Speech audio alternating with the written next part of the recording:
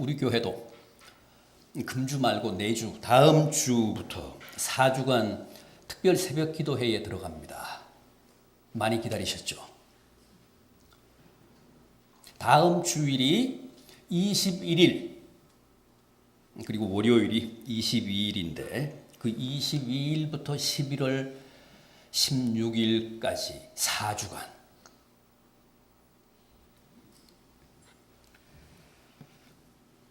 그래서 오늘 말씀의 주제도 기도입니다. 여러분, 기도가 뭡니까?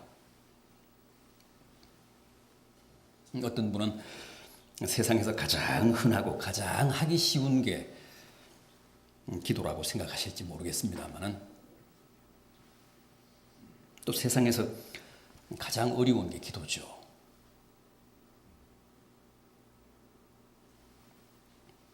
누구나 가장 잘 알고 있다고 생각하는 게 기도 같지만 또 가장 모르고 있는 게 기도입니다.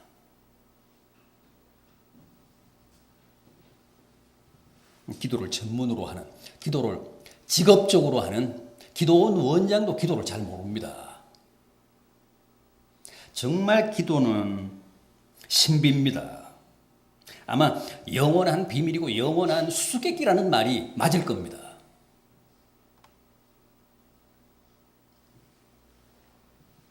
대체 기도가 뭡니까?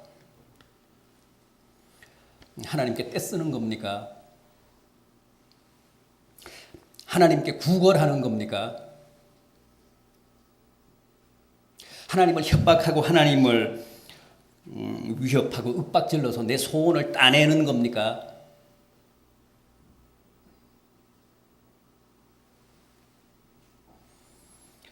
오늘 제가 소개해드린 본문 8절 하반절을 보십시오.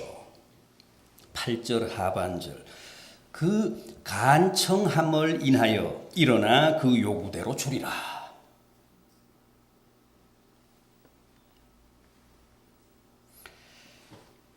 기도는 근본적으로 간청이라고 합니다. 하나님께 간청해서 응답을 얻는 행위. 이어지는 유명한 구절 말씀 보십시오. 구하라 그러면 너희에게 주실 것이요 찾으라 그러면 찾아낼 것이요 두드리라 그러면 너희에게 열릴 것이니.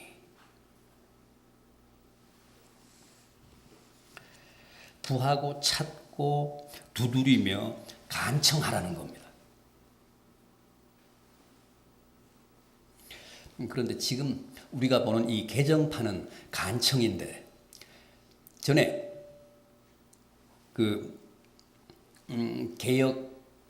개혁판 성경에는 이걸 뭐라고 했죠? 간청이 아니라 강청이라고 했잖아요.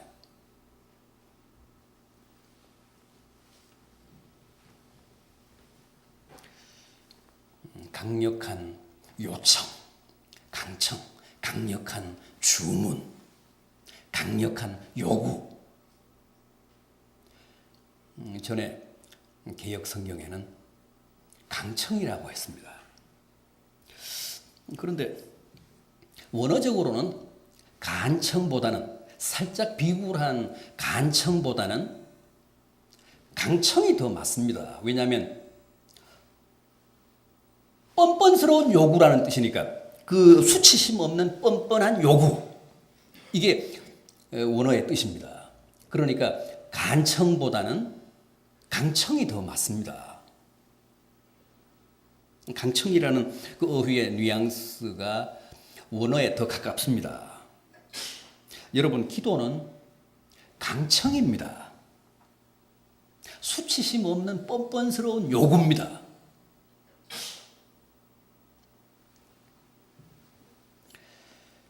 기도는 절대 송구스러운 부탁이 아닙니다.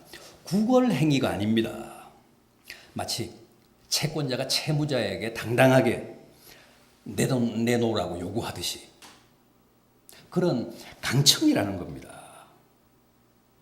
그럼에도 그게 무례함이나 결례가 되지 않는 것 이유는 그 강청이 우리의 권리이기 때문이라고 합니다. 우리의 자격이기 때문이라고 합니다.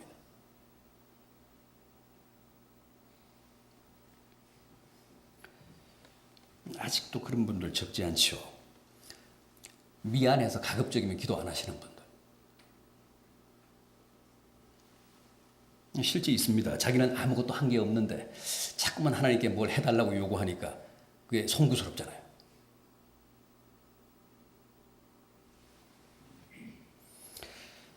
그러나 그것은 겸손도 아니고 양심도 아니라고 합니다. 단지 아직도 기도가 뭔지를 모르는 것일 뿐이라고 합니다.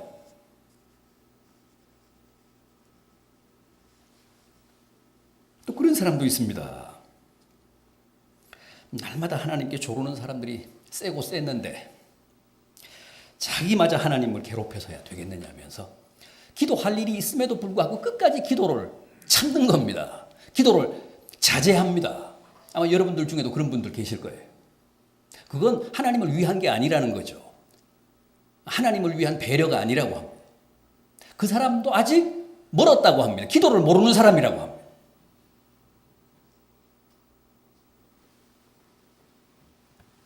기도는 당당한 요구고 강력한 청구고 떳떳한 내 권리 행사라고 합니다.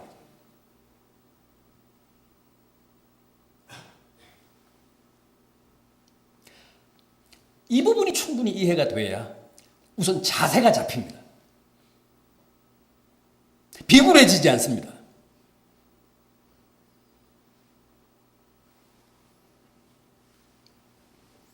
오늘 본문을 보십시오. 어떤 사람이 아주 늦은 밤에 자기 친구 집을 찾아가서 문을 두드렸습니다. 우리 집에 손님이 왔는데 먹을 게 없다는 거예요. 그러니까 떡을 좀 달라고 합니다. 집안에 있던 친구가 뭐라고 합니까? 이미 아이들과 잠자리에 들었기 때문에 안 되겠다고 합니다. 그러자 먹을 걸 구하러 간 친구가 대뜸 뭐라고 합니까? 너 죽을래? 열살 동안 안 열면 내 이 문 부시고 들어간다.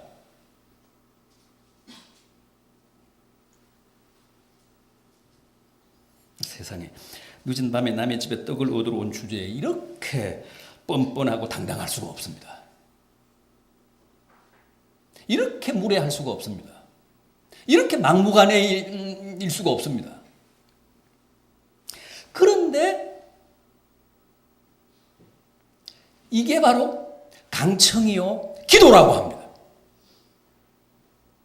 주님의 이 말씀의 취지가 그겁니다.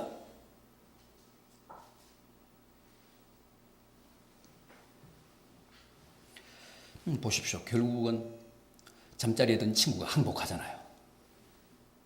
그래, 내가 졌다. 그러면서 일어나서 떡을 내줍니다. 너 강청에 내가 못 견디겠다는 거예요. 이게 기도고 이게 기도 응답이라고 합니다.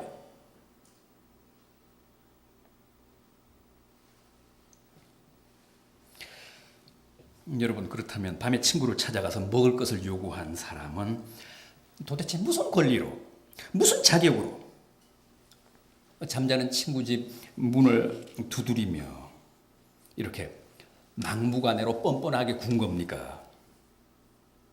또 잠자리에 들었던 사람은 어째서 그 강청에 승복하고 일어나서 떡을 내준 겁니까?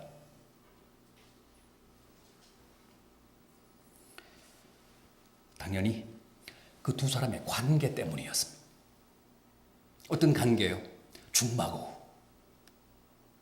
늦은 밤에 찾아와서 무슨 짓을 해도 그게 허물이 되거나 흉이 될 수 없는 중마고. 친구지간이었기 때문에 그렇습니다.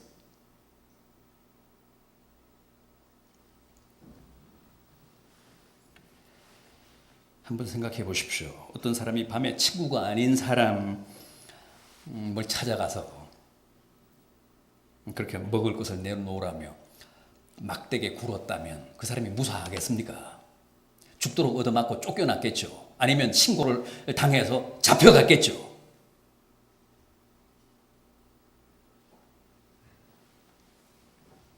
그러나 둘도 없는 친구지간이었기 때문에 그 무례하고 뻔뻔한 강청이 통한 겁니다.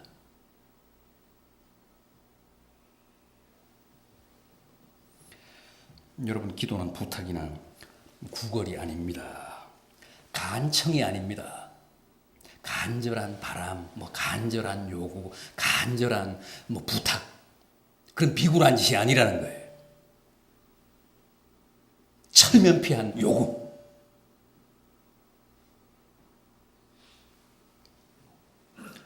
꼭 기억하시기 바랍니다. 니은이 아니고 이응입니다. 간청이 아니라 강청입니다.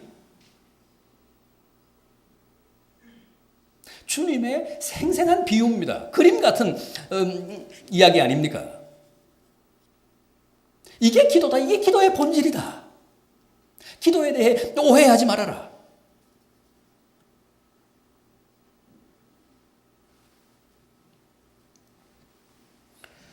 우리와 하나님과의 관계는 어떤 관계죠?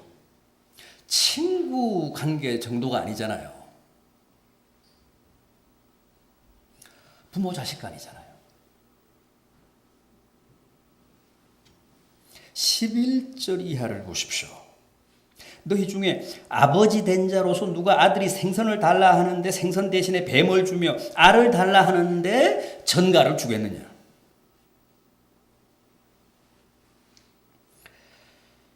부모한테 슬픈 표정을 지으며 구걸하는 자식 봤습니까? 자식에게 동정하고 적선하는 부모 봤습니까? 지가 맡겨놓은 것도 아닌데 자식이 내놓으라고 하면 부모는 자다가도 일어나서 다 내줘야 됩니다. 그래서 자식이 왼수 아닙니까? 그러나 도리가 없습니다. 그게 부모된 죄고 자식된 권리이기 때문에 어쩔 수 없습니다. 운명입니다. 숙명입니다.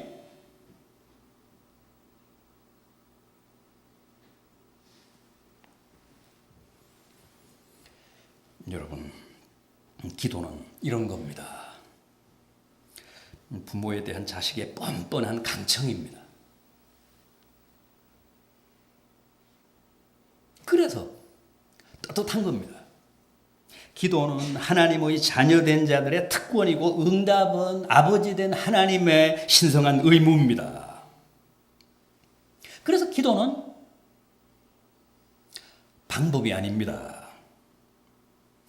근본적으로 기도는 신분입니다. 관계입니다. 우리는 기도에 대해서 그렇게 오해하고 있어요. 기도는 요령이다, 기술이다, 방법이다, 수단이다. 그러니까 자꾸만 시를 쓰려고 합니다. 어떻게든 좋은 말로 하나님을 감동시켜서 내가 원하는 걸 받아내려고 합니다.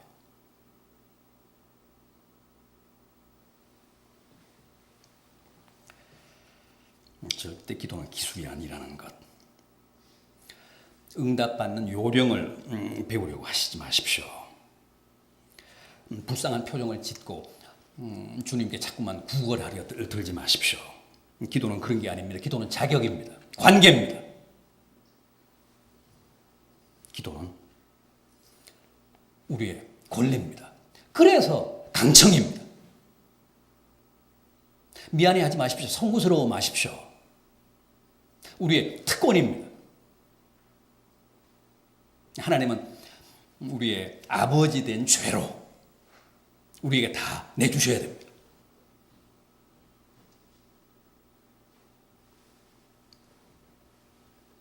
그래야 우리의 기도가 힘이 있습니다.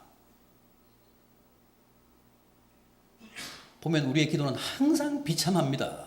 너무 비굴합니다. 그러니까 기도 자체에 탄력이 없습니다. 힘이 없습니다. 그저 선처만을 바랄 뿐입니다. 좀 더 적극적으로, 좀 더 역동적으로 기도하라는 것. 왜냐하면 우리의 권리니까. 우리의 특권이니까.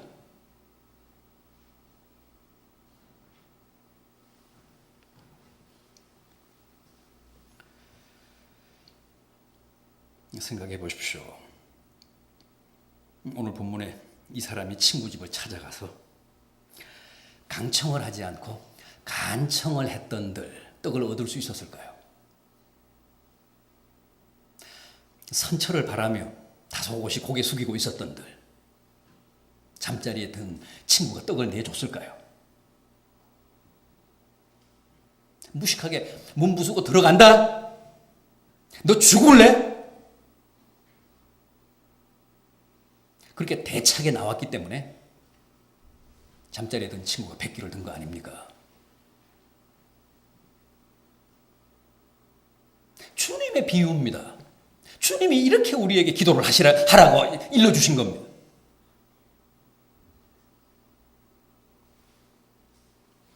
처음부터 자격을 들이대고 관계를 들이대고 권리를 들이대고 밀고 나갔기 때문에 결국은 항복을 받아낸 겁니다.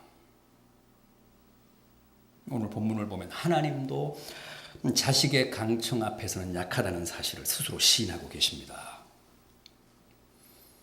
오늘 본문 마지막 13절 상반절 보십시오. 너희가 악할지라도 좋은 것을 자식에게 줄 줄 알거든. 악한 너희도 자식이 강청하면 좋은 것을 줄 수밖에 없는데 하물며 하나님이시겠느냐.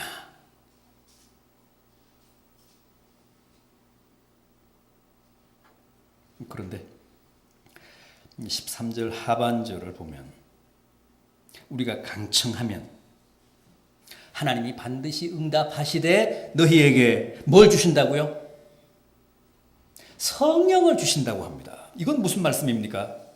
아니, 내가 구하는 것을 주시지 않고 왜 성령을 주신다고 합니까?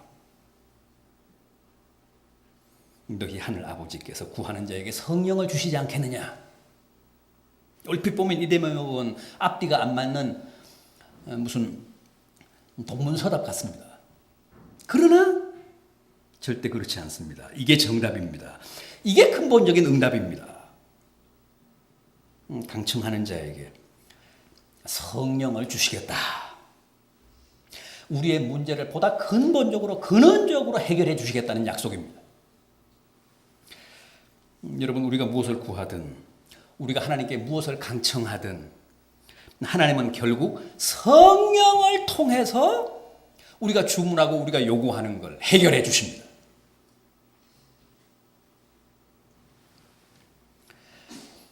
그래서 성령이 보혜사시잖아요. 해결사. 성령이 우리의 해결사십니다.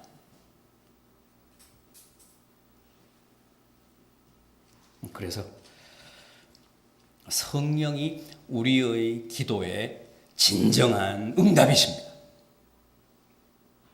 성령을 주시겠다, 성령을 통해 역사하시겠다 그러면 그게 해답입니다.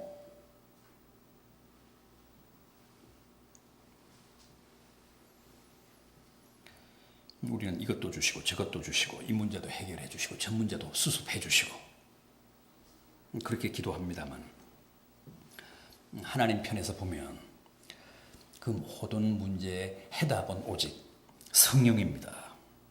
성령이 역사하시면 우리가 강청하는 게 그 순간 다 해결이 되고 수습이 됩니다.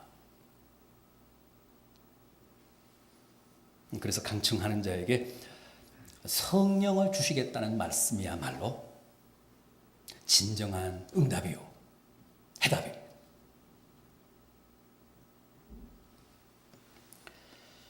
기도하는데 무슨 계절이 따로 있겠습니까마는 그래도 역시 기도는 가을이죠.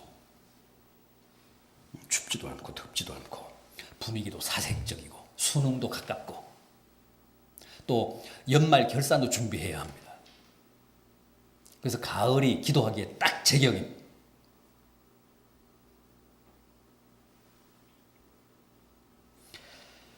부디 가을 강청이라 이름하는 기도 생활에 더욱 정진하셔서 여러분들이 구하고 찾고 두드리는 모든 문제가 성령의 강력한 역사로 다 해결이 되고 수습이 되는 큰 은혜가 있기를 진심으로 기원합니다. 기도하시겠습니다.